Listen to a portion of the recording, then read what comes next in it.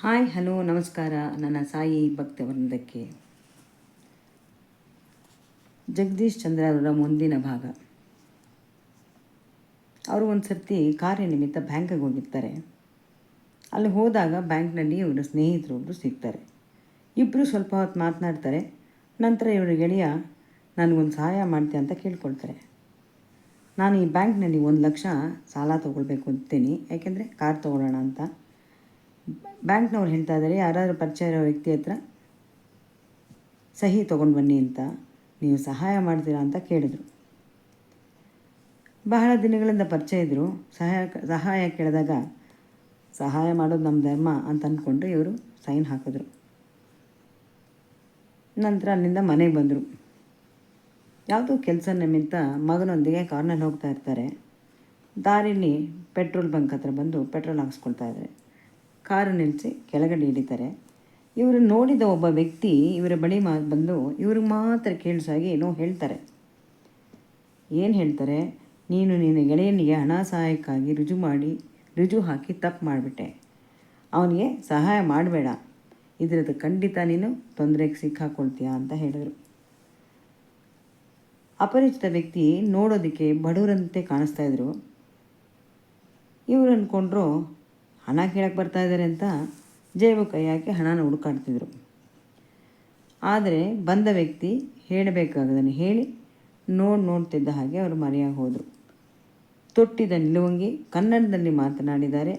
ಪಕ್ಕದ ಮಗನಿಗೆ ಈ ಸಂಭಾಷಣೆ ಏನು ಗೊತ್ತಾಗದೆ ಹೋದರೂ, ಅಪ್ಪ ಯಾರದು, ಏನು ಹೇಳಿದ್ರು ಅಂತ ಕೇಳ್ತಾನೆ. ಇವರು ಸ್ವಲ್ಪ ಆಶ್ಚರ್ಯ ಆಗುತ್ತೆ. ಏನೂ ಇಲ್ಲ, ಬಾ ಮನೆಗೆ ಹೋಗೋಣ ಅಂತ ಅಲ್ಲಿಂದ ಹೊರಟಿದ್ದಾರೆ. ಮನೆಯಲ್ಲಿ ಹೆಂಡತಿ ಮಕ್ಕಳಿಗೆ ಬೆಳಿಗ್ಗೆ ತಾನು ಸ್ನೇಹಿತನಿಗೆ ಸಹಿ ಹಾಕಿದ್ದೇನೆ ಹೇಳಿರೋಲ್ಲ. ಅದರಿಂದ ಸುಮ್ಮನಾಗ್ಬಿಟ್ಟಿದ್ರು. ಮನಸ್ಸು ಮಾತ್ರ ಅಪರಿಚಿತ ವ್ಯಕ್ತಿ ಕುರಿತು ಚಿಂತಿಸ್ತಾ ಇತ್ತು. ಎಚ್ಚರಿಕೆ ನೀಡಿದ ವ್ಯಕ್ತಿ ಇದುವರೆಗೂ ನಾನು ನೋಡಿಲ್ಲ. ಸ್ನೇಹಿತನಿಗೆ ಸಹಾಯ ಮಾಡಿದ ಯಾರ ಬಳಿಯೂ ನಾನು ಹೇಳಿಕೊಂಡಿಲ್ಲ. ಮನಸ್ಸನ್ನು ಅರಿಯಲು ಪರಮಾತ್ಮನಿಂದ ಮಾತ್ರ ಸಾಧ್ಯ. ತನ್ನೊಡನೆ ಮಾತನಾಡದ ವ್ಯಕ್ತಿ ಬಾಬಾನೇ ಇರಬೇಕು ಅಂತ ಆಗ ಅವರಿಗೆ ಮನವರಿಕೆ ಆಗುತ್ತೆ. ಸ್ನೇಹಿತನಿಗೆ ಸಹಾಯ ಮಾಡಾಗೋಗಿದೆ, ಈಗ ಅದನ್ನು ತಪ್ಪಿಸ್ಕೊಳ್ಳೋದು ಹೇಗೆ ಅಂತ ಯೋಚಿಸಿದ್ರು. ಮನೆಗೆ ಬಂದಿದ್ದವರೇ ಬ್ಯಾಂಕಿಗೆ ಹೋದರು. ಬ್ಯಾಂಕ್ ಮ್ಯಾನೇಜರ್ನ ನೋಡಿದ್ರು. ಅವ್ರ ಹತ್ರ ಮಾತಾಡಿದ್ರು. ನಾನು ಸಹಿ ಹಾಕಿ ತಪ್ಪು ಮಾಡಿಬಿಟ್ನೇನೋ ಅನ್ನಿಸ್ತಿದೆ.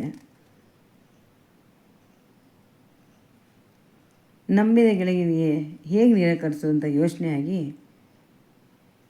ನಾನು ಸಹಿ ಹಾಕಿಬಿಟ್ಟೆ. ಆಗೋಗಿದೆ, ಏನು ಮಾಡಬೇಕು ಅಂತ ಕೇಳಿದ್ರು ಬ್ಯಾಂಕ್ ಮ್ಯಾನೇಜರ್ನ.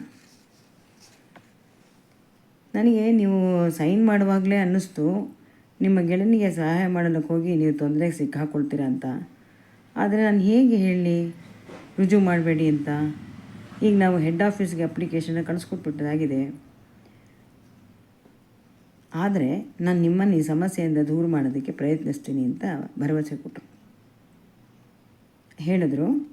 ಮ್ಯಾನೇಜರ್ ಹೇಳ್ತಾರೆ, ಅವನಿಂದ ಇನ್ನೂ ಕೆಲವು ಅಗತ್ಯವಾದ ಮಾಹಿತಿ ಪತ್ರ ಬೇಕಂತ ಕೇಳ್ತೀನಿ.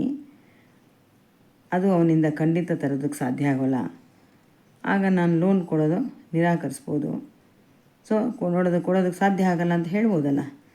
ಇದರಿಂದ ಯಾರ ಮೇಲೂ ತಪ್ಪು ತಿಳುವಳಿಕೆ ಆಗೋದಿಲ್ಲ ಅಂತ ಹೇಳಿದ್ರಂತೆ. ಸದ್ಯಕ್ಕೆ ಅಷ್ಟು ಮಾಡಿ ಅಂತ ಕೃತಜ್ಞತೆ ಹೇಳಿ ಜಗದೀಶ್ ಅವರು ಮನೆಗೆ ಹಿಂತಿದ್ರು. ಇನ್ನೊಂದು ಸರ್ತಿ ಜಗದೀಶ್ ಅವರು ಪಾಪ ತೊಂದರೆಗೆ ಸಿಕ್ಕಾಕೊಂಡ್ರು. ಅವರು ಒಂದು ಸ್ವಂತ ಮನೆಯನ್ನು ಖರೀದಿ ಮಾಡಿ ಬಾಡಿಗೆ ಕೊಟ್ಟಿದ್ದರು. ಸಾಲ ಮಾಡಿ ಮನೆ ಖರೀದಿಸಿದ್ರಿಂದ ಬಾಡಿಗೆ ಹಣನ ಸಾಲಕ್ಕೆ ಮರುಪಾವತಿ ಮಾಡ್ತಾಯಿದ್ರು. ಬಾಡಿಗೆ ಪಡೆದವರು ಅಲ್ಲಿ ಮಕ್ಕಳನ್ನು ನೋಡಿಕೊಳ್ಳುವ ಶಿಶು ಕೇಂದ್ರನ ಓಪನ್ ಮಾಡಿದರು. ಶಾಲೆ ಅಲ್ಲವಲ್ಲ, ಮುಂದೆ ಯಾವ ರೀತಿಯೂ ತೊಂದರೆ ಆಗಲ್ಲ. ಅದರಲ್ಲಿ ಬೋರ್ಡ್ ಕೂಡ ಹಾಕ್ಸಿರ್ಲಿಲ್ಲ ಅವರು. ಹಾಗಾಗಿ ಏನು ತೊಂದರೆ ಬರಲ್ಲ ಅಂತ ಇವರು ಒಂದು ಮನೋಭಾವನೆ. ಆದರೆ ಇವರು ಗ್ರಹಚಾರ ಕೆಟ್ಟಿತ್ತು ಅಂತ ಕಾಣಿಸುತ್ತೆ.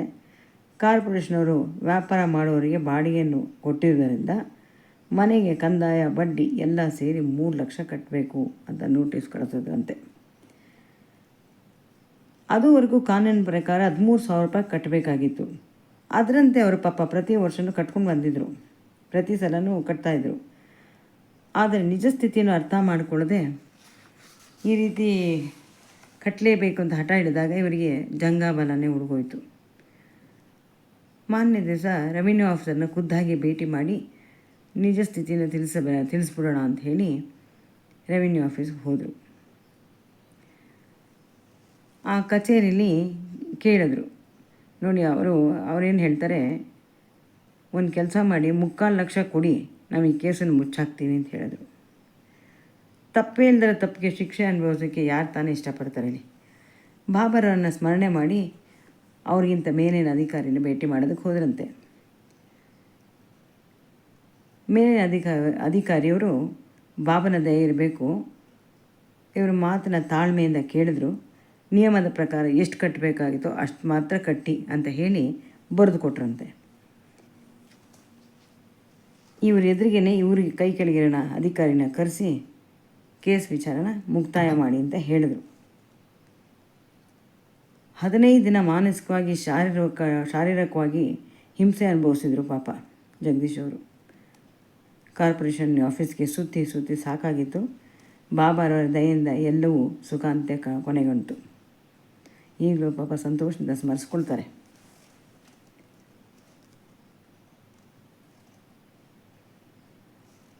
ಆವತ್ತಿನಿಂದ ಇವತ್ತಿನವರೆಗೂ ಏನೇ ತೊಂದರೆ ಬರಲಿ ಬಾಬಾ ಅವರು ನಮ್ಮ ಜೊತೆ ಇದ್ದಾರೆ ಅಂತ ನಂಬಿಕೆ ಇಟ್ಕೊಂಡಿದ್ದಾರೆ.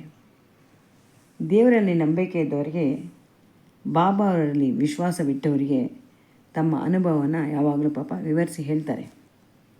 ಇದರಿಂದ ಬೇರೆಯವರಿಗೂ ನಂಬಿಕೆ ಹೆಚ್ಚಿ ಬಾಬಾರವರ ಅನುಗ್ರಹಕ್ಕೆ ಪಾತ್ರರಾಗಲಿ ಅನ್ನೋದು ಅವರ ಇಚ್ಛೆ. ಅಂಥವರಲ್ಲಿ ಗೋವಿಂದಗೌಡ ಸಹ ಒಬ್ಬರು. ಅವರು ಈ ಜಗದೀಶ್ ಅವರ ಅನುಭವ ಕೇಳಿ ತಾವು ಶಿರಡಿಗೆ ಹೊರಟರು. ಮಗಳಿಗೆ ಮದುವೆ ಆಗಿ ಭಾಳ ವರ್ಷಗಳಿಂದ ಮಕ್ಕಳೇ ಆಗಿರಲ್ಲ. ಶಿರಡಿಗೆ ಹೋಗಿ ಬಂದಮೇಲೆ ಆಶ್ಚರ್ಯ ಏನಪ್ಪ ಅಂದರೆ, ಮಗಳು ತಾಯಿ ಆಗ್ತಾಳೆ ಅಂತ ಸುದ್ದಿ ಬರುತ್ತೆ. ತುಂಬ ಸಂತೋಷ ಪಡ್ತಾರೆ. ನೋಡಿ ಬಾಬಾ ಹೇಗೆ ಪವಾಡಗಳನ್ನ ಮಾಡ್ತಾರೆ ಅನ್ನೋದಕ್ಕೆ ಇದು ಒಂದು ಸಾಕ್ಷಿಯಾಗಿದೆ.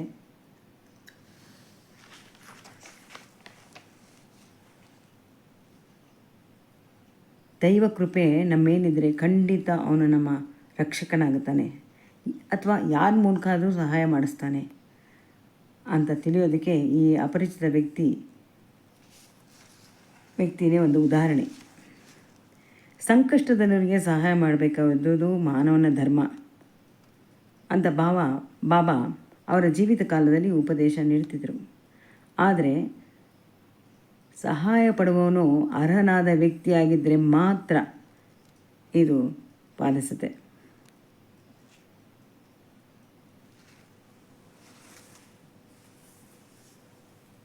ಇನ್ನೂ ಈ ಥರದ ಘಟನೆಗಳನ್ನು ಮುಂದಿನ ಸಂಚಿಕೆಯಲ್ಲಿ ತಿಳಿಸ್ಕೊಡ್ತೀನಿ. ಅಲ್ಲಿವರೆಗೂ ನಮಸ್ಕಾರ ಗೆಳೆಯರೇ.